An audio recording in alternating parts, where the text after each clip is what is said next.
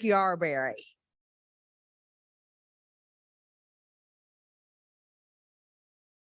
They will be formally introduced next week, so you'll hear a little bit more about them then, but I wanted to recognize them.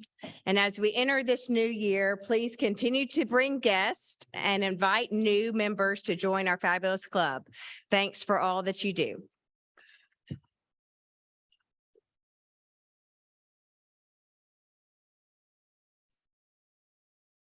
Thank you, Sonia and Molly. Appreciate that. Great to have you in the club and look forward to a formal introduction next week. And thanks to all the guests. Great to have all of you here as we enter the new year of 2023. Next week, please make plans to join us for a special program with Judge Reinhold and Will Trice as they discuss highlights of their careers and give us a sneak peek of the reps' laughter on the 23rd floor. Speaking of judges, we have a new one in our midst, and I'm not sure if she's here. Judge Wendy Wood, she here today? She got sworn in, I guess, yesterday or the day before, so I want to congratulate Wendy. And another high-profile member with the new title is our Chancellor Summer DePro. We want to acknowledge you. I think that was, you said it was effective today. All right, so welcome, Chancellor. Our literacy lab pilot will kick off next week. Be sure and get with Karen or Mitch Bettis if you're interested in that. Thank you to all of you who are serving in advance. That's going to be an impactful and amazing way for us to make a difference in the lives of the young people in our community. For those of you who aren't aware of it, it's a pilot partnership with Little Rock School District. I saw the superintendent here. Thank you for being here. And we're going to work with the school district and work with a lot of the young people who need a little bit of extra reading support, literacy support. Also, we're going to have a fun social Club 99 day at the races. That'll be at Oakland on March 3rd. So to help us in our planning, be on the lookout for a notice from Karen or Lel later today. We want you to fill out the link to let us know if you're interested. A, if you're coming. B, if you're going to bring a guest, or C, if you'd like to ride on a chartered bus with us. We're wanting to figure out kind of what our opportunities are with that. There's Judge Wendy Wood. Welcome, Judge.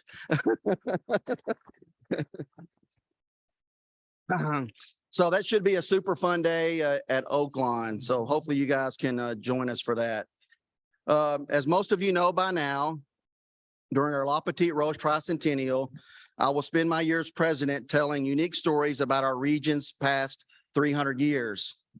With the spotlight on next week's inauguration of Sarah Huckabee Sanders, our state's first female governor, and the changing of the guard in the governor's mansion, I'd like to share a little bit about a few historic homes in the Governor's Mansion Historic District. Many of you are probably familiar with the facade of the Villa Mar, which became known to millions of people worldwide through its appearance in the opening credits of the Designing Women TV show, produced by former Arkansas natives Harry Thomason and Linda Bloodworth Thomason. The 1881 home, which has weathered storms, architectural challenges, and even neglect, is still one of Little Rock's most prominent landmarks. Initially listed with a $5,000 value, the Second Empire architectural style home with Italianate influences took approximately 1 year to complete. After the 1889 death of Angelo Mar, a well-known saloon keeper, remember that, and his wife 5 years later, the house was sold for the first time, the first of many over the years. It has served as a nursing home, a rental property, a dance studio, and even an AA meeting facility before finally being condemned by the city in 1964. While waiting for the bulldozers, then owner Mary Morris sold the house to James Strawn Jr. for $11,550. After 2 years of renovations, Strawn christened the Villa Mar home in honor of its builders and sought a guardian to ensure this home would never fall into neglect again. The second home. Upon James Hornibrook's arrival in Little Rock with his wife, he developed a profitable liquor sales and saloon business that flourished for 2 decades. A competitor of Angelo's, he waited until the Villa Mar was completed to begin constructing his own extravagant 7,200 square foot home. Designed by architects Max Orlop and Casper Kussner, the lavish home, made of only Arkansas materials, took approximately 7 years to build and was completed in 1888. Legend has it, he kept a card game going in the tower room where he could watch for raids on his establishment. Unfortunately, the Hornibrook family did not get to enjoy the mansion for long. In 1890, 2 years after its completion, Hornibrook died at age 49 from a stroke. He had apparently hosted a gentleman's evening at his saloon that night, barely making it back home before dying at the front gate. His wife, Margaret, died 2 years later, purportedly of a broken heart. They are buried at Mount Holly Cemetery. The Hornibrook House is one of the state's finest examples of the Gothic Queen Anne style. In 1897, the mansion became the state's first Arkansas women's college. And vacant for a few decades after that, it became a nursing home, and later a private residence and apartment. And later, as you may know, it has been restored to become the Empress of Little Rock Bed and Breakfast. One of the newest homes in the Governor's Mansion Historic District is the Governor's Mansion itself. Officially opened on January the 10th, 1950, at the cost of nearly $200,000, the home has been the home to 13 families over the past 7 decades.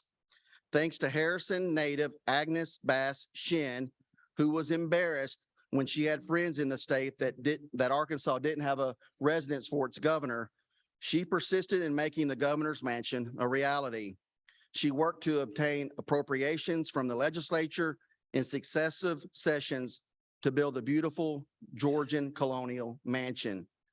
Many of its residents have gone on to prominence, as most of you probably know. 3 occupants have been serious contenders or candidates for President of the United States. Another may soon join them. 3 were later elected as U.S. senators. 1 was a colonel in the U.S. Marine Corps Reserve, and another was from the most prominent industrial family in our nation's history.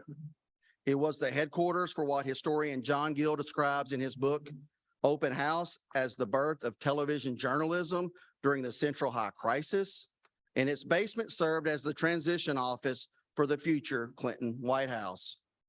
And next Tuesday, for the first time ever, a former daughter of this beautiful home and her family will return to the Governor's Mansion as its primary occupant.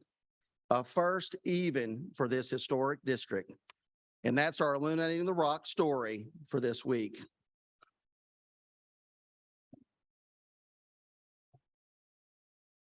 And now I'd like for Representative Andrew Collins to introduce our panel today. Andrew.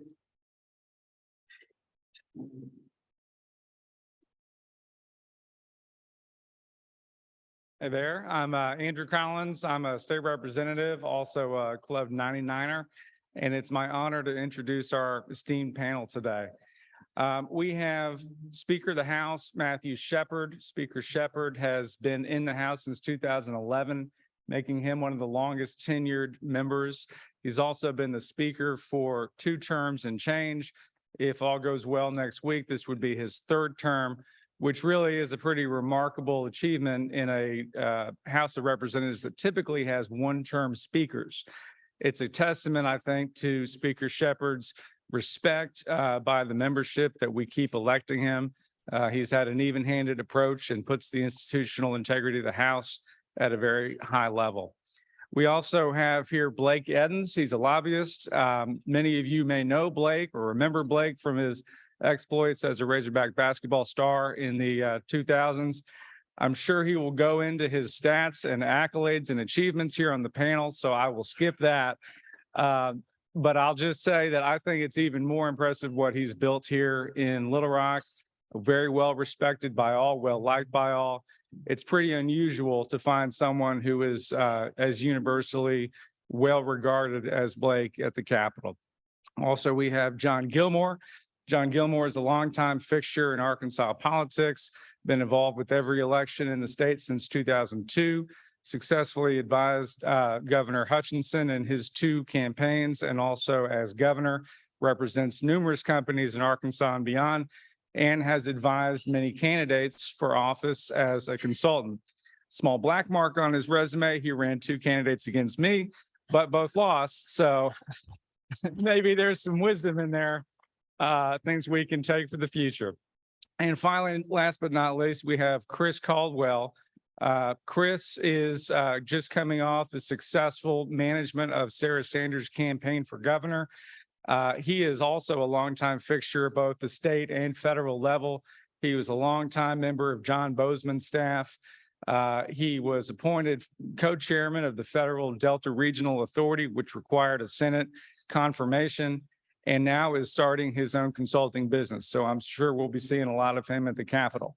All of this will be moderated by Chris Bond, self-described recovering journalist, though we'll see. He may have some probing questions here on the panel. I look forward to that. He works with Arkansas Business Publishing Group, also is a Club 99er. With no further ado, panel, Chris, thank you guys.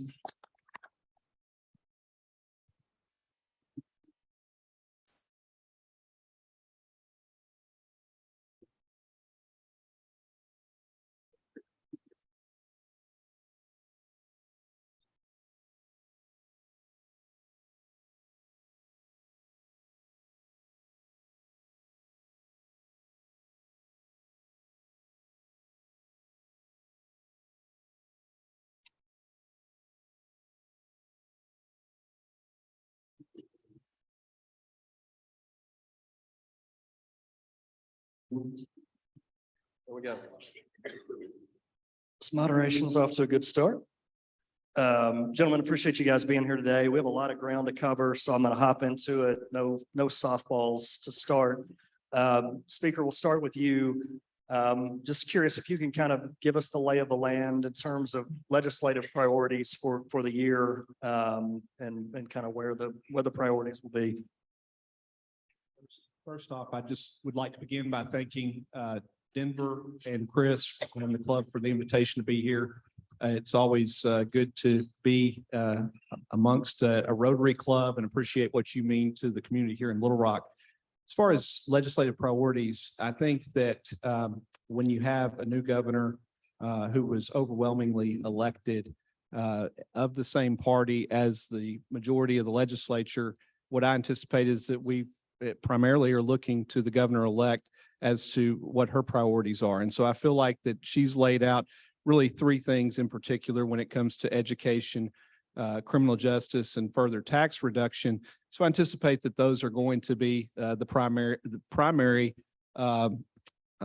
objectives when we meet. Now, in terms of what kind of timeline and how that works out, that still remains to be seen. But given the fact that we do have a new governor in her first term, I anticipate that in large part, we're going to be looking to her for what her priorities are. Now, that's not to say that there aren't other things that are important to individual legislators or groups of legislators, but I think by and large, those are the things that have kind of shaped through her campaign. And now, as we move into session, those are the things that I've really will shape the discussion as we head into this regular session. So, Chris, what I hear there, what the governor wants, she gets. Rubber stamped, everything's fine. Beyond education, He criminal said that, justice. not me. Yeah, education, criminal justice, and tax reform. Anything else you kind of see on the radar there? No, I think Speaker pretty well covered it, but also, and the governor-elect said for the last 2 years in discussion of education and economic development and workforce development being equal parts of the future of Arkansas. So I think you'll see some legislation and some efforts that with our partners in the legislature on particularly in the workforce development, and as part of her Learns initiative, that's a key component, the readiness factor of that in workforce development and focusing on that marriage or that partnership with economic development as well. Blake and John will follow up with you guys.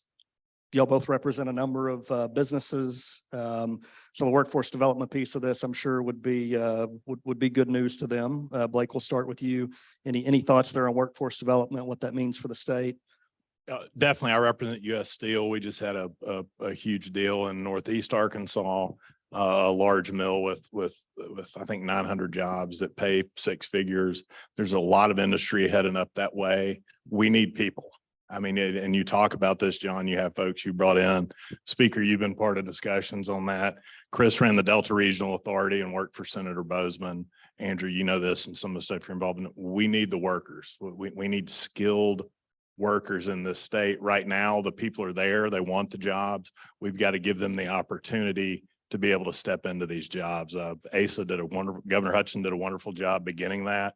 And we fully expect Governor-elect Sanders to continue that and build on what he's done and hopefully supercharge it, because there's some opportunities, even stuff that, maybe in public right now that's kind of percolating that would be a big deal for this state, but we cannot lock them down. We can't get them here unless the workforce is available. So it's definitely a priority and something that we see on the front end of Governor-elect's time in office.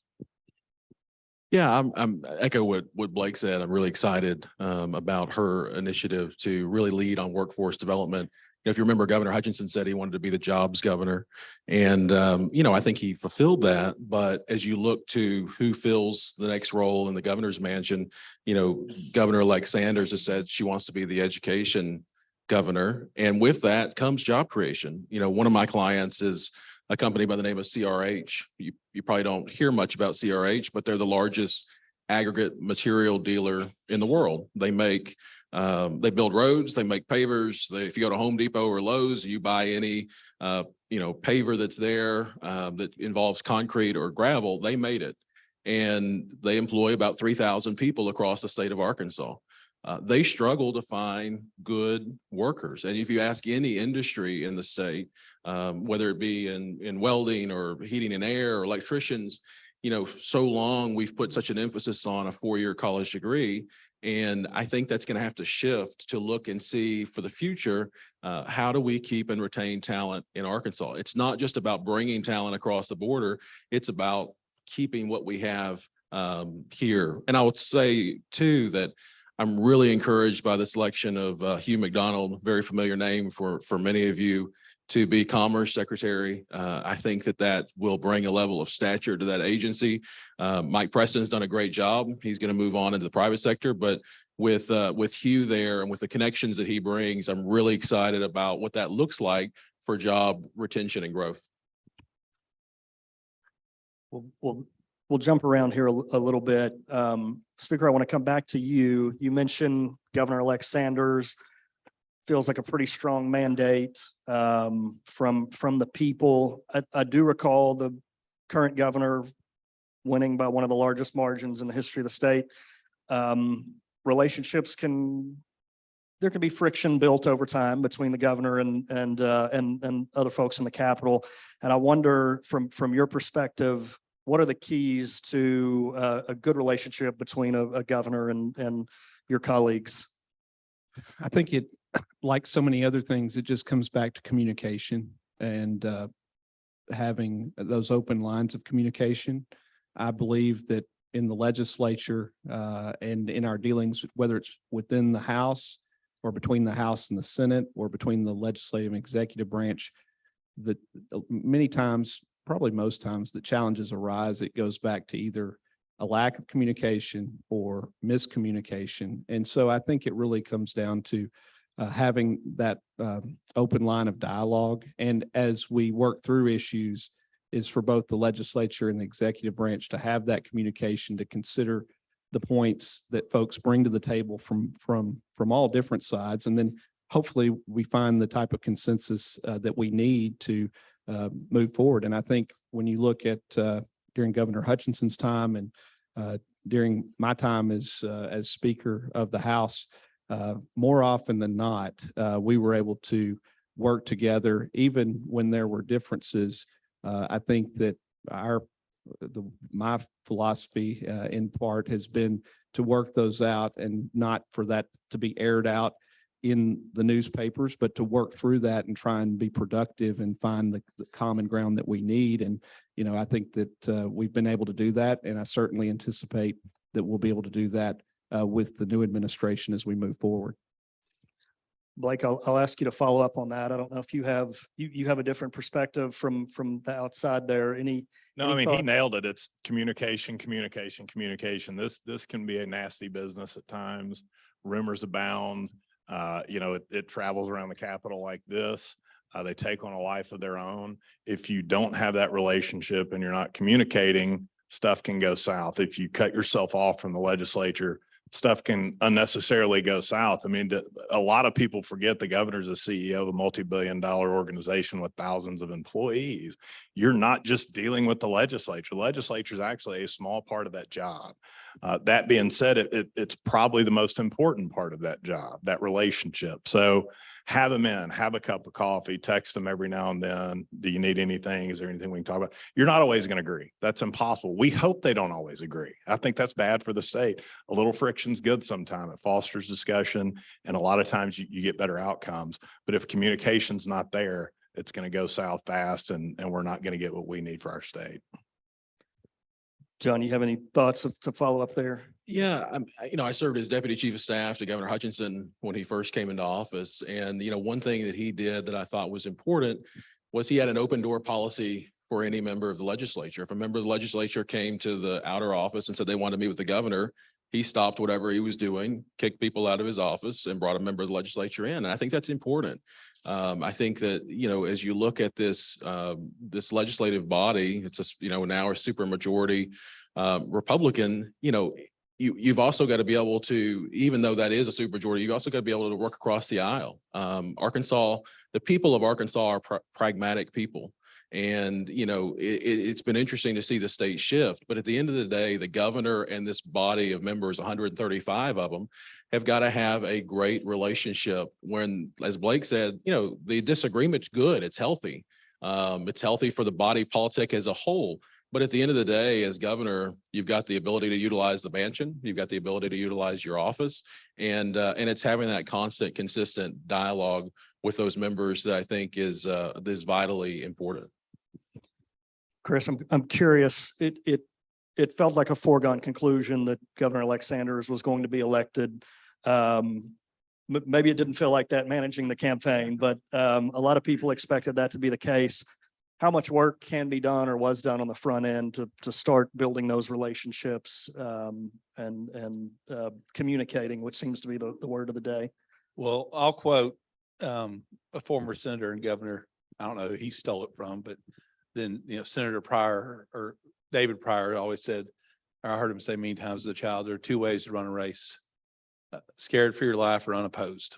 And so there wasn't a day where we took anything as a foregone conclusion. And I think that's evident in the race that our team ran, and evident in the margin that the governor-elect won by, which is, I think, the largest margin for a first-time candidate in over 35, 36 years. But I think, to that point, I mean, the speaker and the governor-elect go back long before, the last 2 years, and they've had a relationship. And, the pro temp was a strong supporter. So, I mean, this is, and there's new members. And I mean, the other evening, the speaker and a lot of the new members met with the governor-elect. And so, but there are a lot of strong, decade plus relationships already exist between the governor-elect and a lot of the legislature and her incoming cabinet and stuff. So, she's very unique as, I think, Denver mentioned it. I mean, the first female governor, the first, father and daughter to serve in the same state, on and on. But, she's extremely accomplished in this business and has, operated at very, very high levels with lots of pressure. And so, her learning curve is very, very short because of, like I said, these relationships have existed for a long time. So we'll jump into, we've kind of set the table in terms of how we anticipate the governor-elect and the legislature to work together. I want to jump into some of those specific priorities that you guys have mentioned. We'll start with we'll start with tax reform, which I feel like frankly, we could fill the next 30 minutes to 2 hours on. But I want to start there because I think that's the one that's capturing a lot of people's attention. And Speaker, or actually, John, I'm going to start with you. I was looking at the number. You'll know it better than I do. I think the Governor Hutchinson cut 680 million or so, almost 700 million in taxes over the course of his tenure. You had a hand in building out how that plan worked. I wonder if you could give us a little history there, and then I'll have a follow-up probably for you. Yeah, it's fun to reminisce about that. In 2014, Governor Hutchinson, when I was his campaign manager, used to come in and say, what policy rollout are we going to focus on for the next, 2 weeks? And I remember well when he came in and said, I want to do $100 million income tax cut, figure it out, and left, went on the trail. Thankfully, my wife graduated from Johns Hopkins University with a master's in economics, and she built a model that took $100 million and applied it across the brackets to say, where would this be the most viable? And we settled on the middle income segment of Arkansas that totaled $100 million to cut that by a percentage point. And brought that back to him. He said that looks great. Let's go forward with it. It was funny because at the time, DFNA, Tim Leathers, and some others who are dear friends now said, absolutely not. The calculation's wrong. You can't achieve $100 million and you'll bankrupt the state. I said, well, I went back to my wife and I said, look at the model again. She's like, it's right.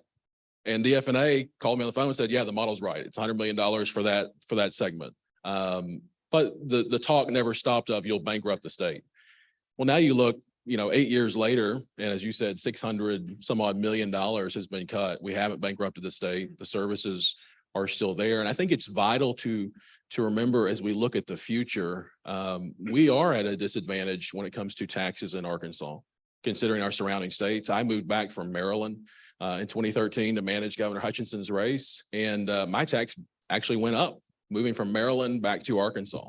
And so we need to look at it from a standpoint of how do we provide the services that Arkansans desperately need, whether that's criminal justice, whether it's prisons, whether it's Medicaid, while at the same time also making sure that we retain that talent by having a competitive tax system. And we're on our road to do that, but there's more to do. And so I'm excited about Governor Sanders' look at the future and the legislature to say, how can we do this in a prudent, pragmatic approach? And how can we ensure that we give money back to hard working taxpayers while at the same time keeping the commitments to education that are vitally important, keeping the commitments to this highway that's running out here, which is vitally important, and making sure that our criminal justice system has its commitments made as well. Chris, I'm curious, what's the, I feel like this conversation shifted a little bit. Can you give us some sense of where does Governor-elect Sanders see where's the floor, where's the ceiling on tax cuts in her mind? Because I think that may also differ from where the legislature sees that. Well, the governor-elect said multiple times over the last 2 years campaign, that, this has to be done in a responsible manner. I think, all the naysayers and the opponents of this say, oh, the same thing, you're going to bankrupt the state. And the governor said, and she cited some of these states that said, oh, we're just going to do it. She's referenced Kansas multiple times, who legislature just went and did it and defaulted, and that we're not going to be that. It's not one thing. It's a growth in the economy. It's investing in education. It's doing these things. It's lifting up. And so this is not a snap. Hey, we're going to walk in and just cut across. And I think there's and the speaker can probably speak further, but there's broad support in the chambers for this, and I think that it will be prudent in the same way that the previous administration, the current administration has done so. It's over time. It's not a one size fits all process, and you just can't do it. It's not fiscally responsible to do it, but it's also not fiscally responsible to continue to think that, every state that touches us, every industry that we are playing at a disadvantage. And so, I mean, that has to continue to be addressed to make us economically competitive. And so, everybody focuses on cutting services and doing away with this, that, and there is, there's always government, there's always plenty of inefficiencies and waste, fraud, and abuse. But also, I mean, this governor has spoken about, lifting and growing the economy. And so, I mean, that's the linchpin there, and it's going to be over time. So Blake, I have a question for you, and then Speaker, I'll come to you. Blake, you mentioned US Steel, huge economic development opportunity for the state. Was there talk during that process of the taxes being too high here? I mean, is this something that you consistently hear from businesses are looking to relocate? Give us the sort of business perspective on that. Yes and no. I mean, it's an issue that you deal with when you're trying to recruit people here. And there are a lot of, when you talk about big manufacturing deals like that, you're more talking about the incentives for the businesses to get them there and certain tax credits. The businesses that it hurts us on are the ones that employ 150 people. That's a tech startup, or that's not a startup, that's somewhere else that we're trying to recruit, that's out of Austin, or they're out of somewhere else, or out of South Florida, and the income tax in there and other things where they're not as much worried about tax incentives for their business because they don't have some massive build out that they're going to rent 3 floors of a building over here at the old Verizon building, and they're going to get to work. They want to be able to get their people here. They're doing some neat stuff and all over the state. If you see what they're doing in the Bentonville area, outside of tax, to try and recruit people to get people in that wouldn't usually pick Arkansas. So you have options like that to where maybe the taxes aren't exactly where you want them, but the lifestyle is. But in other parts of the state, we've got to get more competitive on our tax base.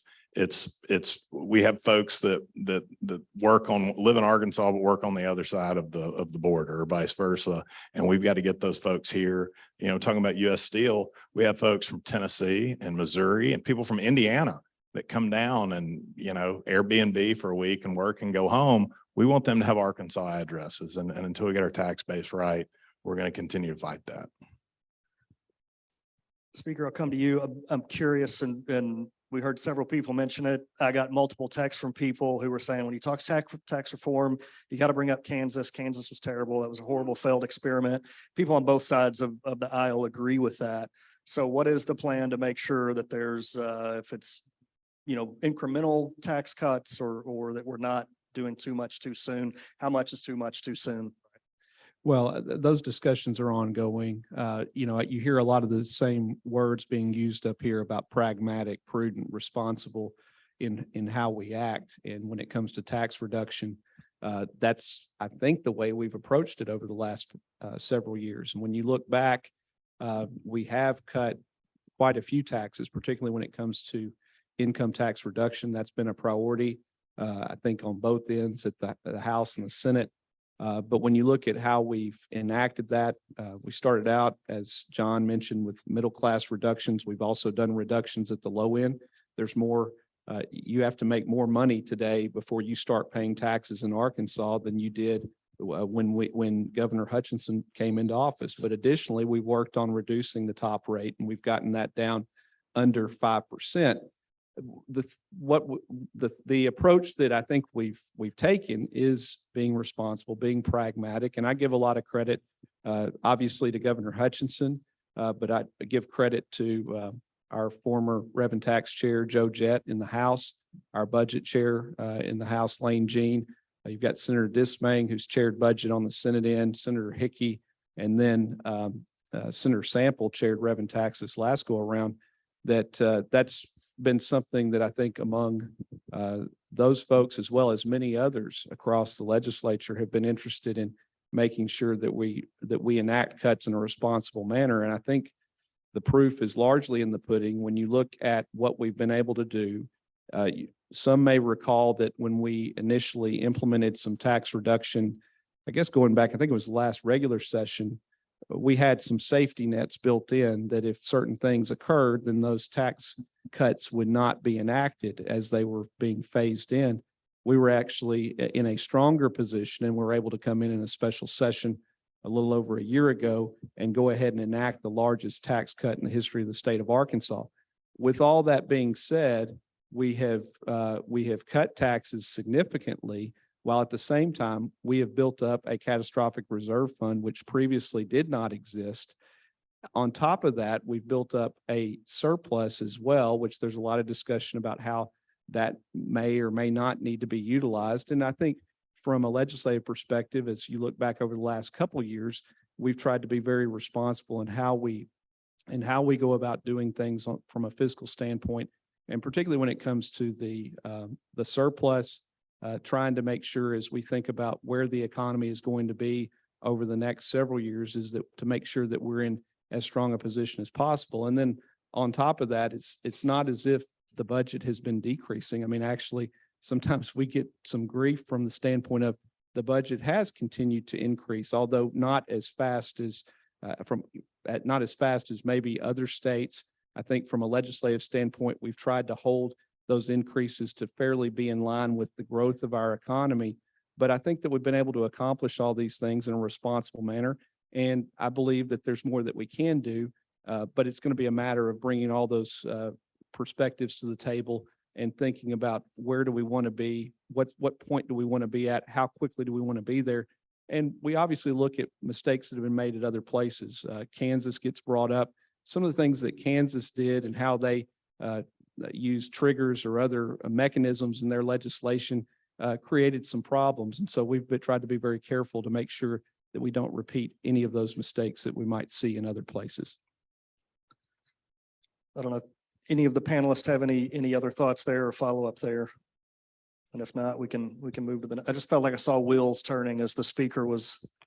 I just say, I'm encouraged that the conversations continue. It's something that we have to tackle and address as we look to remain competitive with our surrounding states.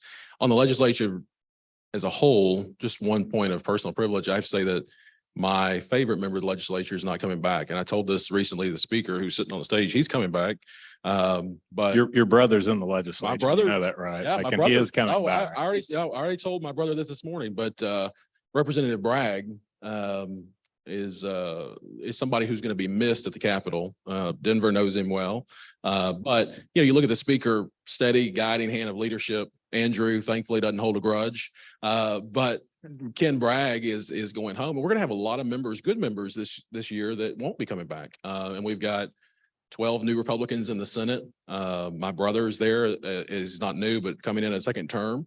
There's going to be a lot of folks that are looking to leadership to say, how should we get things done? How should we get things accomplished? And taxes is going to be something that's really the focus, and making sure that, again, we meet the needs, but look for the opportunities to cut. I may have this wrong, but I was looking the other day and I think there are as many first and second year folks that are in the legislature as fourth, fifth, and sixth term folks. So a lot of new faces. Does that create some additional pressure work from leadership perspective? Well, it does in the House, works out pretty closely. I think we're just shy of 50 first or second termers compared to the third through, some of us would be in our seventh term. So you've got a good number of folks that are either new or have not been in the legislature in a quote unquote normal session, because 2 years ago when we convened, it was really at the height of COVID. We had to meet, Andrew and I were talking about this earlier. We had to change how we met. I was proud of how we were able to conduct business, and that we continued to meet, we continued to do business, we continued to be open to the public and to have that type of interaction, but we had to change how we did things. I mean, from meeting room locations to just, for most, it was a situation where you were there for a committee meeting, you would debate, you'd vote, and then you'd go home, or you'd be on the House floor, you'd debate, you'd vote, and go home. And so you miss out on some of the interaction that takes place with your other colleagues. And one of the things that we've gotten back to trying to get back to a more normal schedule. Even when you look back to orientation, 2 years ago in orientation, it was pretty well just the new members. We did an abbreviated orientation. There were very few returning members that were a part of that. when you look at how we conducted things just a few weeks ago, back in December, we had all of those 27, or there's 26 new members. There is one member who was out for a term and came back. We had all of them here for orientation. And then we had some events and other things where the vast majority of our membership was there. And I've mentioned this repeatedly, that those relationships, as we were talking about earlier with communication, the fact that we were not able to have that type of interaction had a tremendous impact on the legislature and on the legislative process. And I'm optimistic that with us getting back to a more normal session, that I think that will help us to be more efficient. And I also think that that will help us to be more productive just in terms of how we're able to operate, because that's a part of it that really, for those that are freshmen and then those who are even returning, they have not been part of that and not really been part of seeing how the legislature, how this all comes together. And when you're not able to have the type of meetings that you need to have before you get to committee or before you get to the House floor, it's going to have an impact. It's going to slow things down, and it's going to lead to, greater challenges. So I'm optimistic about that and look forward to that aspect. Couple more questions and then we'll open it up, because I'm sure plenty of folks out here have questions or follow-ups, missed opportunities that fastballs I let go by. Chris, let's shift to education. There's no question Arkansas needs help there. You can look at any of the stats. 35% of third graders in Arkansas are reading at grade level. We rank last or next to last in a lot of categories. Education clearly has been a priority for the governor-elect. I wonder if you could walk us through her Arkansas Learns initiative, what the pieces of that are, and why that hopefully will be impactful for the state. Well, my ears perked up when Denver was talking about your literacy project here, and that's the L of Learns is literacy, and you're right, and this isn't anything new. The saying goes, you learn to read so you can read to learn, and that third grade is that benchmark, and once you're past that, you're forever behind, and that goes into the workforce and the economic development, and that's kind of such a crucial portion of that. And then, it's literacy, empowerment, accountability, readiness, networking, and safety. And, as the governor laid out last week, and I'm very excited about her pick for Secretary of Education, Olivier from Florida. That's a massive systems and some amazing things down there. And so, this, or just kind of going through it, empowering parents to not be stuck in a failing system, to give them the choices they need to make a bit, the best choice for their children. Because, frankly, that's what we believe is that you as a parent are the best person to make a decision for your child. And then, the accountability of not just, educators and school systems and school boards, but, students and parents as well. I mean, there's got to be, a check and accountability to holding everybody in the system that we're making these measurements and these progresses, so that, you have, there are counties in Arkansas that are below 10% third grade reading attainment. And there's no accountability there. And so, I mean, and I did sink that in. I mean, and I'm talking about within 60-minute drive from where we sit, where there are, whole third grade classes where 10% of them cannot read at level. And that is a dire outlook on their future employment and just, quality of life.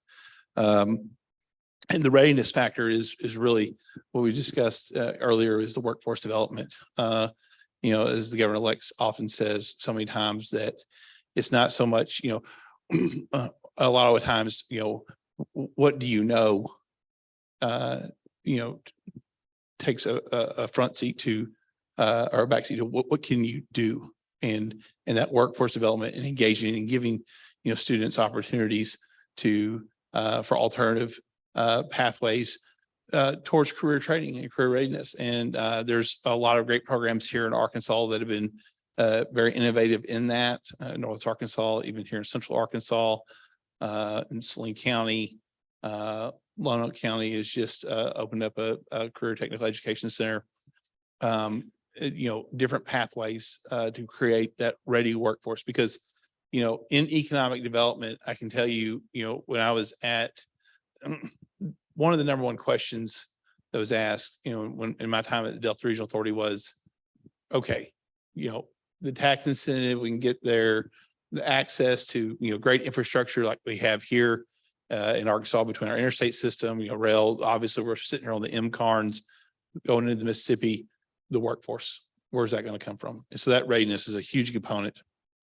The networking, which, the current administration and legislature has done a great job, but building out, I think one of the things you talk about the challenges, from 2 years ago, I mean, is, kids having access to, broadband, high-speed internet.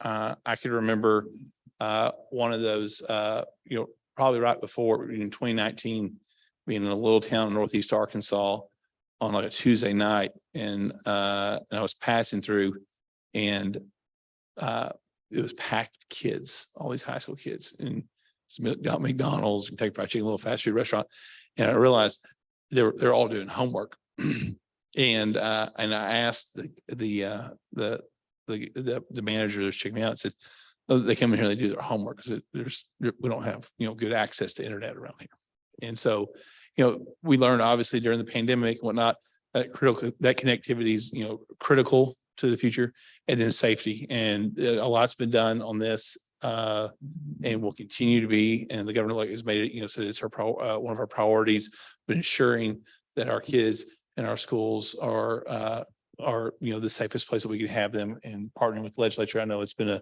priority to the speaker and that body too. So we could spend the whole hour and a half going through this. I was trying not to filibuster too much. I appreciate that. I think that's a good overview. And of course, education ties in with workforce. It ties in with the question I'm about to come to John with, which is criminal justice. Unfortunately, those two things often go hand in hand. You can typically know where a kid's headed if they're not reading at grade level. We know there's a better chance they're going into the criminal justice system. So I wonder if you could talk through criminal justice reform. We don't have time to talk about it. My definition of criminal justice reform, I suspect, is quite different from the governor-elect's or your criminal justice reform definition. But what do we mean by that as it pertains to the upcoming session? Yeah, look, I mean, we've got to have the conversation. We've got to talk about it. And a lot of times it's an uncomfortable conversation to have, but Little Rock alone, I think the numbers were released here at, the end of the year was the deadliest year in the city of Little Rock. I don't know what the answer is. And I think a lot of people sitting in this room, we don't know what the answer is, but it's got to be a dialogue and it's got to be a discussion. You've got historically two members of the Judiciary Committee here, and Speaker Shepherd and Representative Collins, who have done great work on criminal justice reform. My brother, Ben, is in the state Senate. He is going to be leading the legislation, working with the governor-elect from the Senate side. And I talked to him before I came here this morning and said, what can I share, really about what the legislature is looking at for criminal justice reform?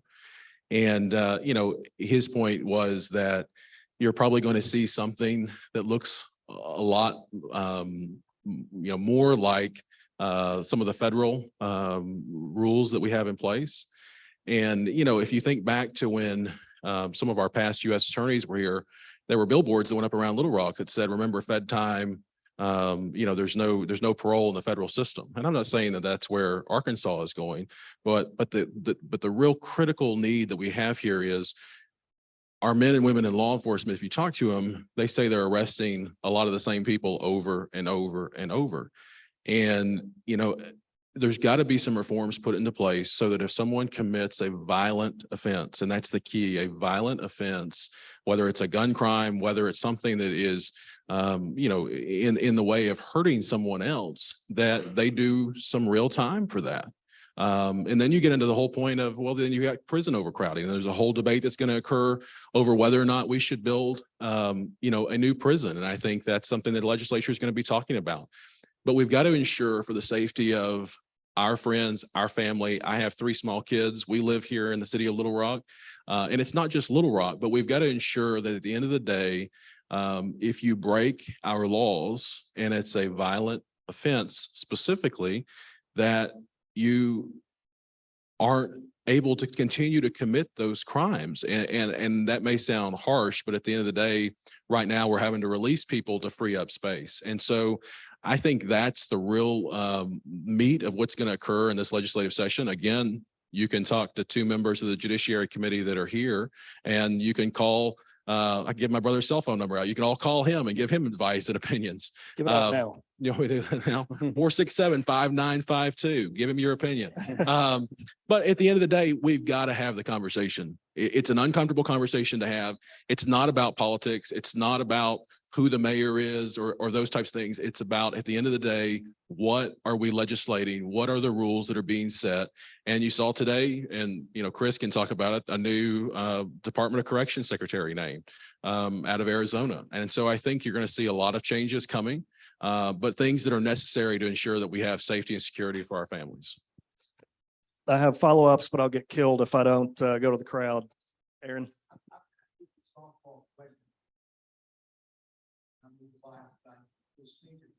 What are the chances we're gonna get that daylight savings?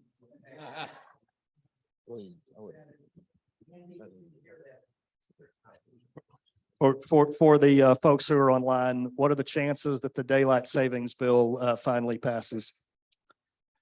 Well, I think that they improve every day that goes by. I would say that this is one of those things that I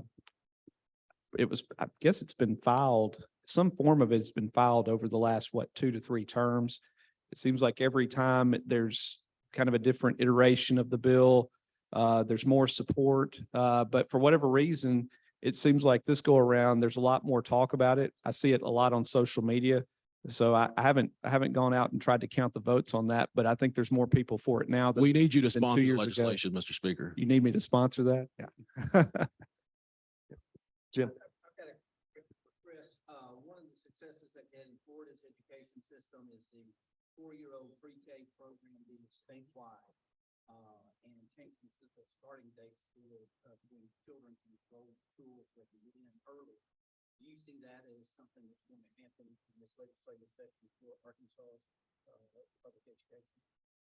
Well, I think there's going to be a lot of talk about, pre-K, universal pre-K and access. Now, what that looks like, I think that'd be, a better question for the members. Yeah, I mean, I think that with regard to specifics, there has been more of a discussion about pre-K, whether that is universal or whether that is just trying to provide greater access across the state. That all remains to be seen. But I would say that when it comes to that age group, that is definitely part of the conversation that's ongoing about what changes can we make to hopefully improve our standing from an education standpoint. And I'll just add too, is back to that 3rd grade literacy number. That's, there's a huge gap between, children who receive, pre-K and those that don't in those reading numbers. We got time for one last question. Since Blake was the first person foolish enough to agree to be on the panel, I'm going to give you the last word as we're kind of talking through future of Arkansas, what that looks like. Anything we haven't kind of touched on here that you think will shape where we're headed? Well, this is probably off topic from the political discussion we're having, but there's a generational shift happening in our state right now, unlike anything we've ever had. And I think other states have experienced as well. Usually, basically the same, I don't want to say men, the same group of people have run the big foundational companies of our state and kind of had a lot of say politically and socially in our state for 30, 40 years now. And it seems like all across the board at the exact same time, usually this is staggered across the board at the same time, that next generation is coming up.